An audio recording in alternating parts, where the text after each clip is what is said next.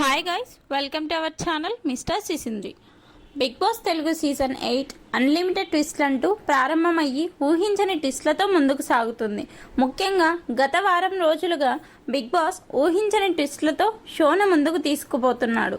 ఇప్పటికే mid week ఎలిమినేషన్లో భాగంగా Aditya ఓంను eliminate చేసి కంటెస్టెంట్స్కి ఊహించని షాక్ ఇచ్చిన బిగ్ బాస్ ఇప్పుడు విష్ణుప్రియని ఎలిమినేట్ చేసి మరో ఊహించని ఎదురు దెబ్బ అయితే కొట్టాడు.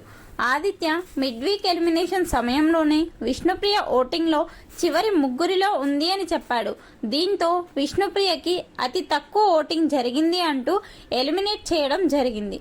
అలాగే బిగ్ బాస్ స్టేజ్ మీదకి తీసుకువచ్చిన నాగార్జున హౌస్ మేట్స్తో మాట్లాడించాడు.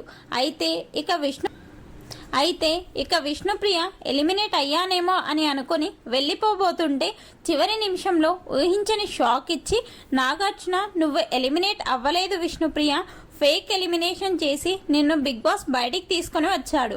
నువ్వు ఇప్పుడు సీక్రెట్ రూమ్లోకి వెళ్తున్నావు. బిగ్ బాస్ హౌస్లోకి మళ్ళీ ఎప్పుడు ఎంట్రీ ఇస్తావు అనేది బిగ్ బాస్ చెప్తాడు. అలాగే ఎన్ని రోజులు ఉంటావు అనేది కూడా బిగ్ బాస్ చెప్తాడు అని చెప్పాడు.